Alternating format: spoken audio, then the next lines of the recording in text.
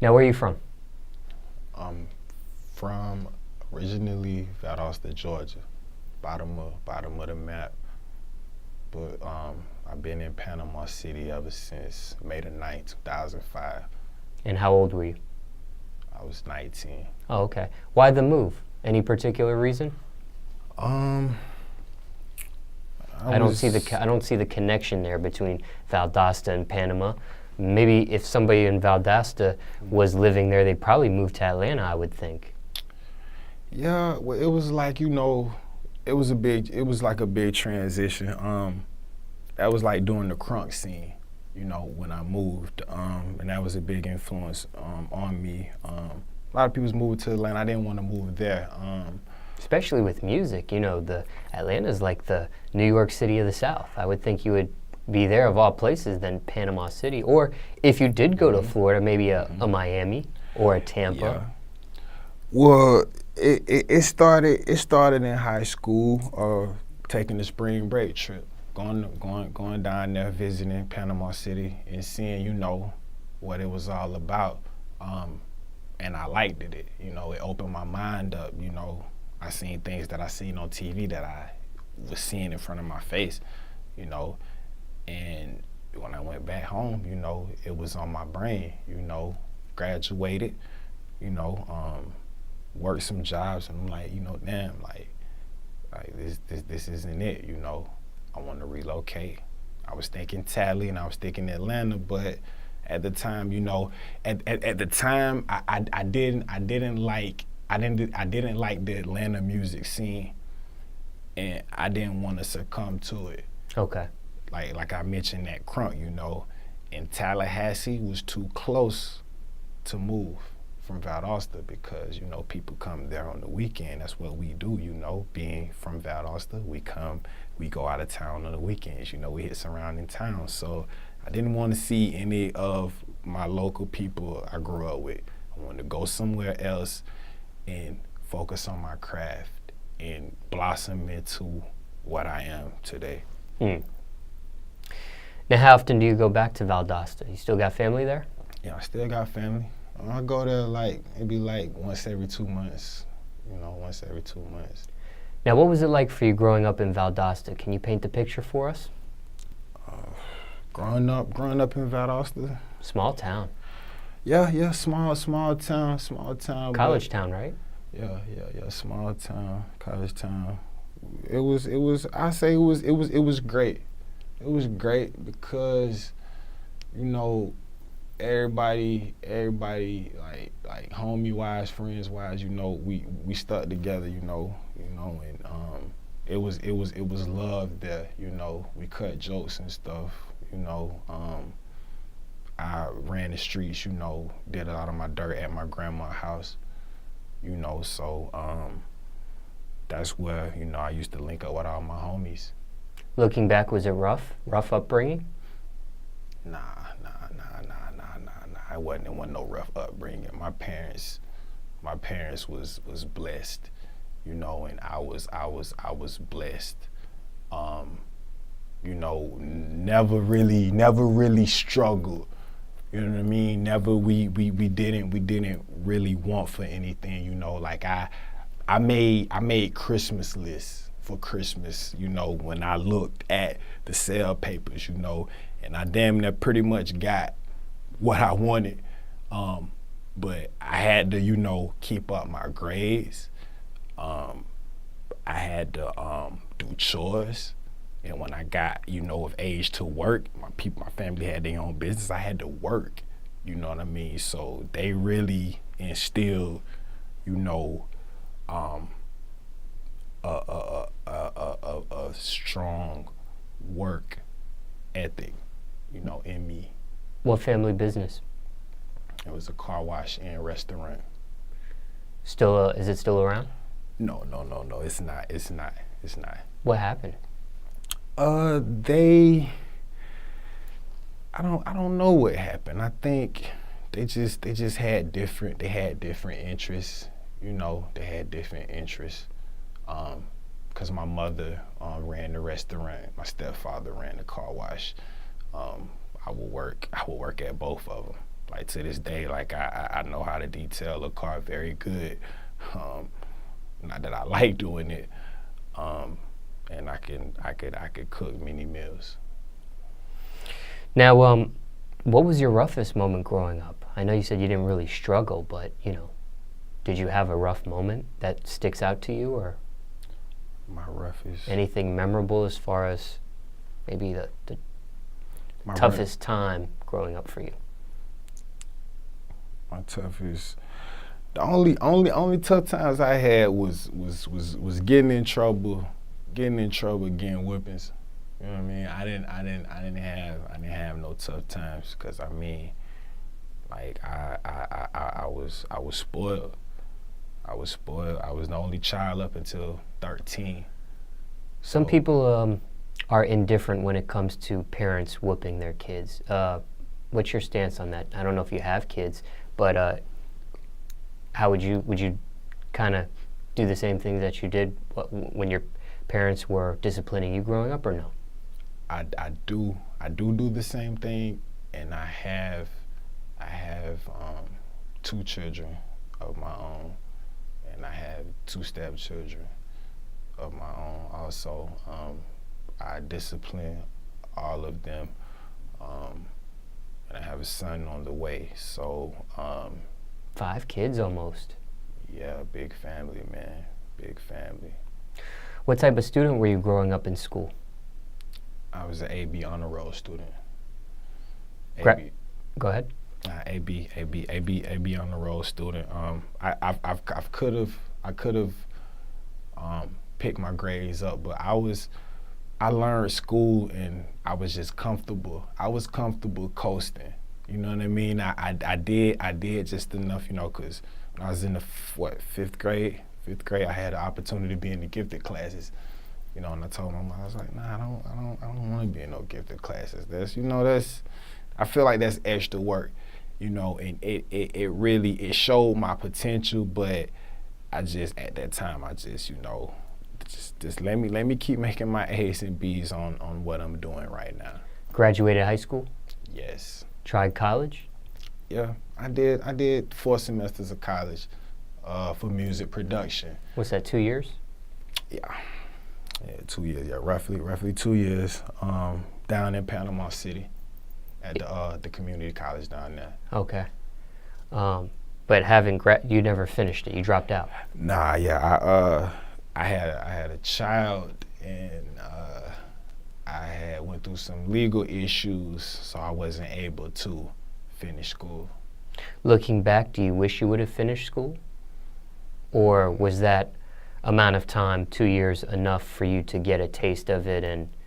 Or maybe do you wish you would have never went to college and just went straight into music? Nah, I think about it. I think about it sometimes. Hindsight 2020, how do you look at it?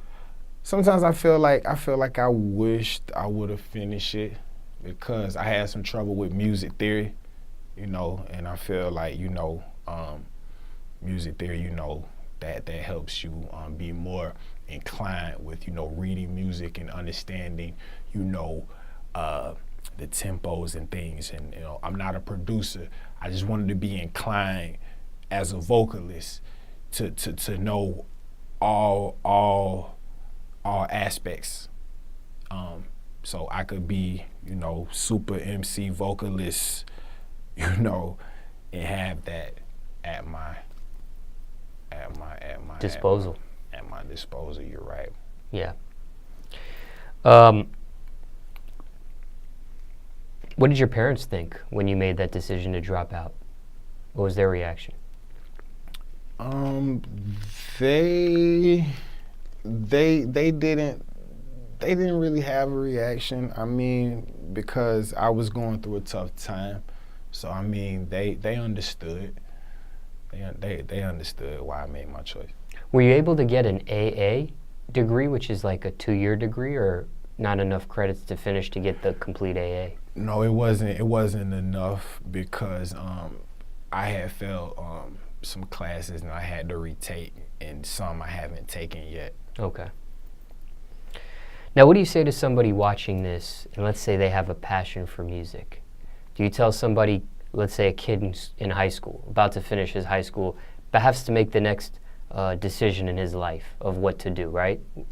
And what path to go on. Do you tell a person like that, go straight into the music and his passion for music, or do you tell that person, if they can continue their education, do music, their passion, and continue their education at the same time? What do you tell somebody? I say continue your education, because the knowledge that I gain in the time, it doesn't add up. Like, it just doesn't add up. I feel like I could have got farther if I, went out of college and went straight into school. Knowingly that I wanted to go to school, I know that I wanted to be in the music business. The idea of school didn't come until I got adjusted in Florida. Got adjusted in Florida because, I graduated in Georgia. So, Pell Grants and things like that, you have to look into those things. But I would say go to school if you have a plan, go to school and do what you can actively on the side daily to pursue your dream, and don't veer off the path. So after you drop out of college, do you take music seriously at that point, or is there like maybe you're doing other things and then you make a decision to make music serious? Well, after the school, like I told you, like I had a child on the way, so this was taking a lot. It was taking a lot because, the relationship that I was in, was kind of toxic, and having, a child, and I was married and all of that. So it's like, this music thing, it was on hold. It was on hold for a second, because, I was taking care of my family. But the music that I was making at that time, like, in the shadows, it was kind of depressing, because it was kind of like a depressing time for me. Just to clarify, you were married and you had a child outside of the marriage, or you were having a child with somebody you were married to at that time? I was having a child with someone I was married to. Oh, okay. I just wanted to clarify. You also mentioned earlier, I don't want to be mistaken, did you do some things in the streets as well growing up, or no? Yeah, I did. I thought you mentioned that. Yeah, I did. The things I did, like I told you, like I look back at it now, it was stupid, but because my parents, like, they gave me everything I wanted, anything I wanted, I just had to work for it. I was bad in school, I got whippings, you know what I mean? So all of that, it made me want to seek more adrenaline. I guess that's why I did the things I was doing, had some homeboys, and ran up in a couple places, grabbed a couple things, and we ran up out of there, and did that a couple times, and got away scot-free, but ran up in Walmart, grabbed something small, and got caught. So, that was the whole end of that whole Butterfingers. Butterfingers, my little Butterfingers run. What do you say to somebody listening to your story, and let's say they're a kid in school, about to finish high school, right?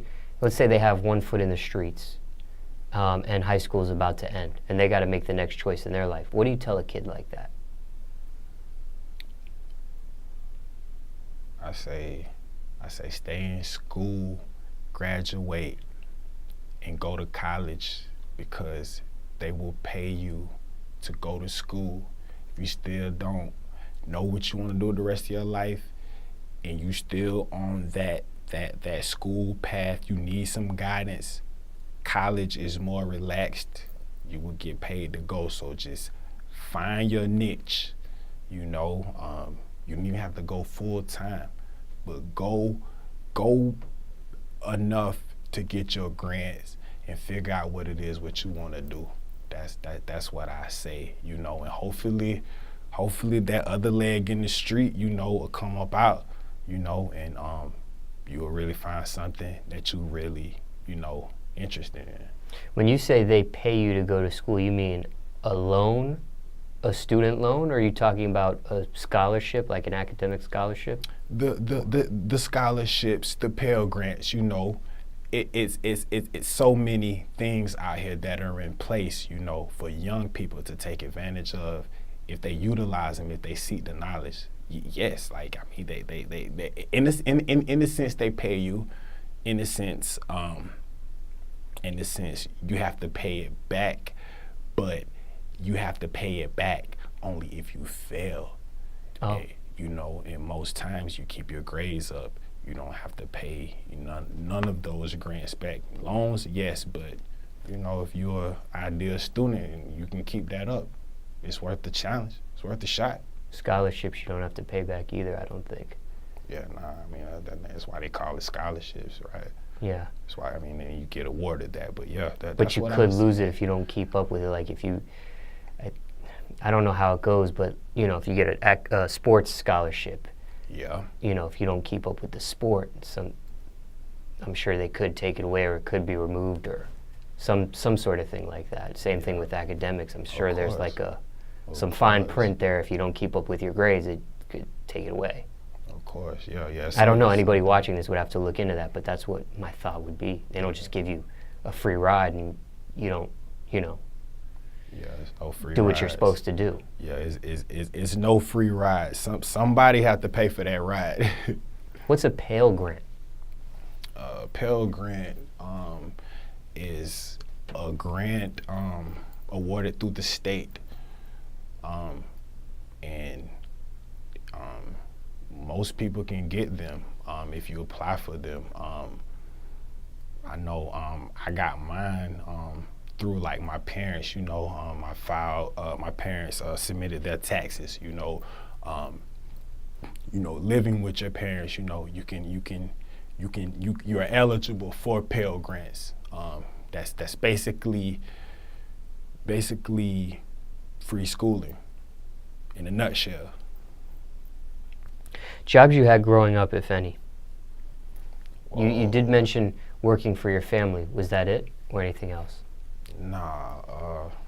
When I was 15, I had a job washing dishes in a Japanese restaurant. My buddy, one of my childhood buddies, he was working there. He got me the job.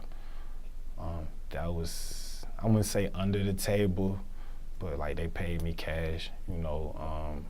Then when I got 16, my mother took me to McDonald's. Like my birthday was on a Saturday, that Tuesday I was at McDonald's. You know, my mother was like, you know, Negro, you old enough to lay up, and you old enough to work. You gonna work. You know, you're gonna keep those grades up. So that's mom's voice, you know, instilling that work in me. Were your parents tough on you when you worked for them compared to any other employees?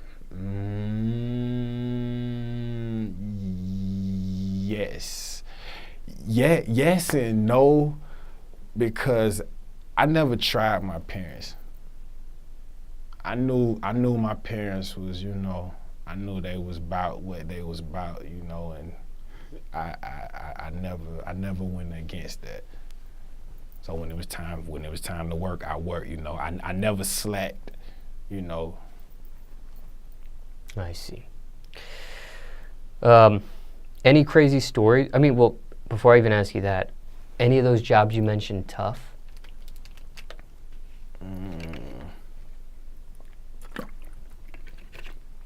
At first, I mean, you know, flipping burgers, you know, going from washing dishes to flipping burgers, you know, it's a little different, but you know, it's assembly line at McDonald's, so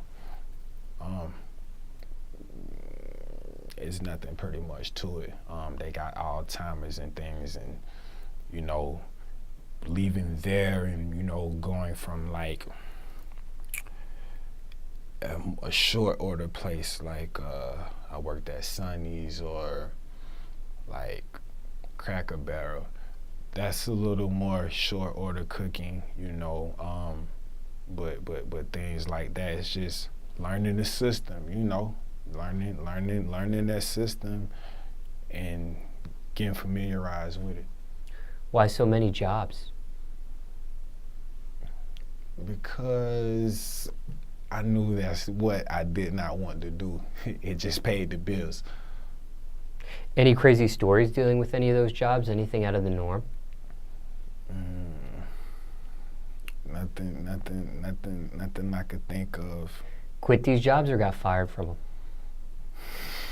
them?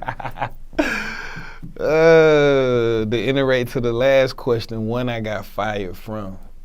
I got fired from.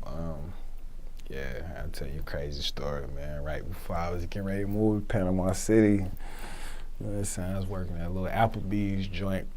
You know what I'm saying?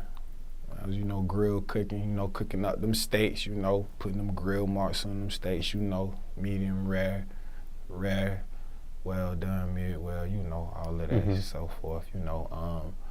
So I was getting ready to move.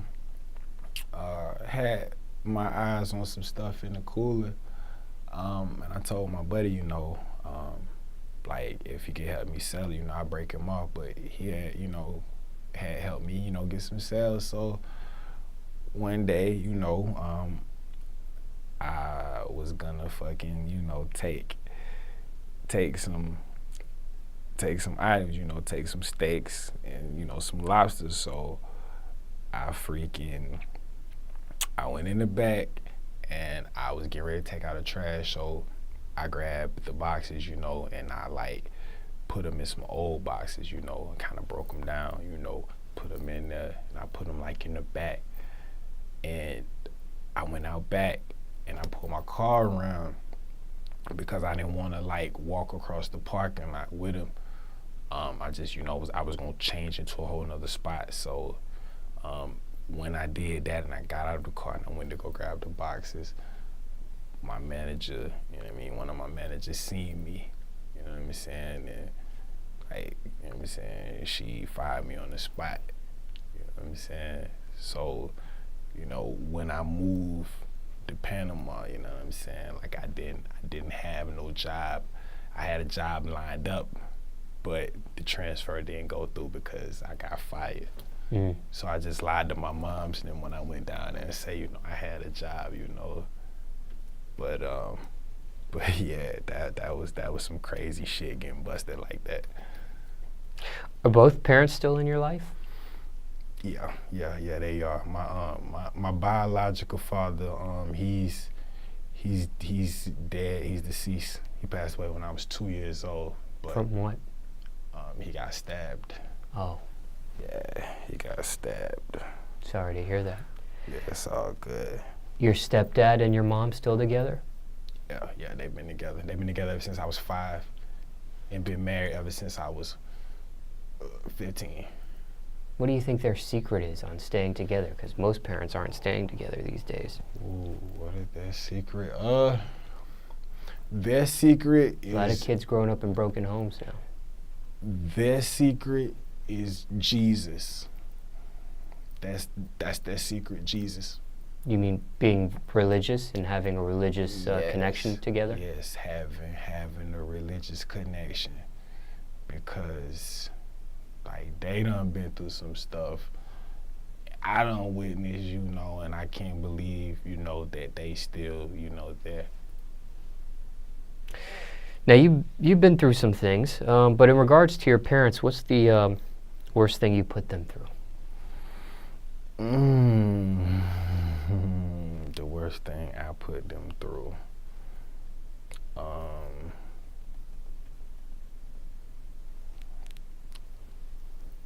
Stealing when I got caught.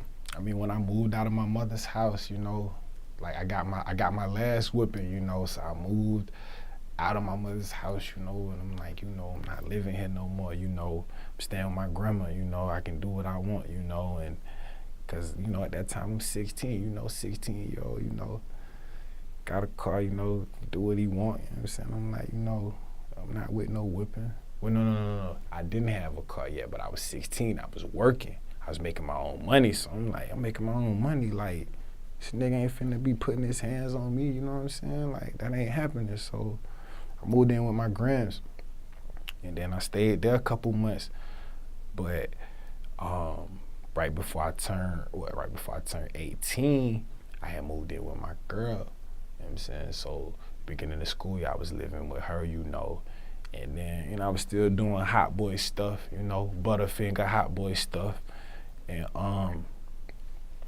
got jammed up, you know what I'm saying? Went to Jacksonville, you know what I'm saying? Cause, you know, being in Valdosta, you know, we just, you know, we run through all the little towns, you know, all the surrounding towns, so, you know, that's how we do it. But got jammed up in fucking Jacksonville on some juvie shit, cause I wasn't even 18. Had to call moms. Grown man with a car living with my girl, 17, had to call my mom. She had to come get me. You feel me? And I feel like, you know, that was like the last kind of straw, you know, cause I didn't want to. I could have been, you know, got tried as an adult, you know, been in Jacksonville, you know what I'm saying, been messed up over there, but I didn't, you know, just got a little juvie, little slap on the wrist, wrote an essay.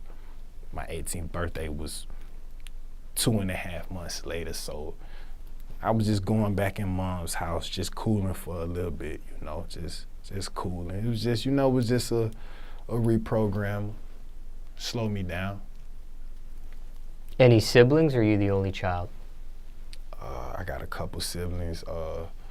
I got a little brother.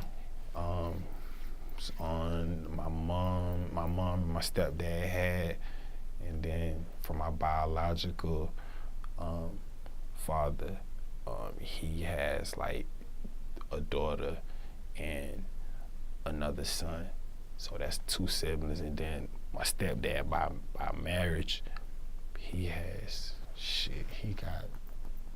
got like 3 other kids. 4 other kids. No. 4 other kids. No. 3. He got 3 other kids. So, anyone else in your family raps aside yourself, or just you? Just me. My little brother, he's 19. He kind of plays with it, but he's more poetic.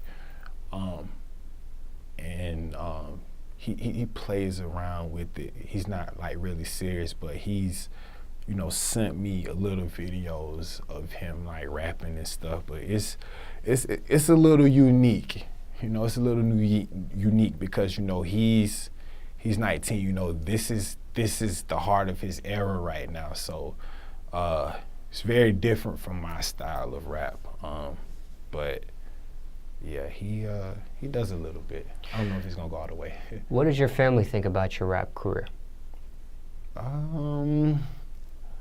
My mother, she kind of wants me to do like some Christian music, but, you know, I feel like, you know, as long as, you know, I'm happy, you know, and I'm not hurting nobody, I think, you know, I may eventually, you know, get there, or she may eventually be cool with it. Are your parents supportive? Yes. They're very supportive. Right away, or did they have to warm up to it? They had to warm up to it. Have they ever seen you perform? Yes, they have. What's their reaction?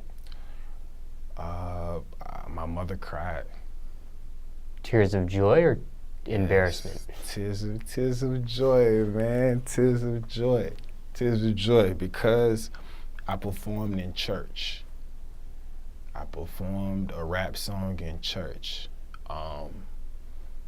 And like the song was, I was just basically having a conversation with my mother on record, just talking to her. But it was just it was like a poetic song, kind of like, you know, and I used Juelz Santana, one of his old beats from the Diplomats, you know, Who Am I, recorded it, and I was just, you know, talking to her about, you know, my first childbirth, you know, and because I had a baby on the way, I had my daughter on the way, and I was just, you know, thanking her for everything she instilled in me. But I performed that song in church, and I think she cried, and 2 other women, like, you know, they shed tears. So yeah. Has she heard your regular music? Yes, she has. And what does she think of that?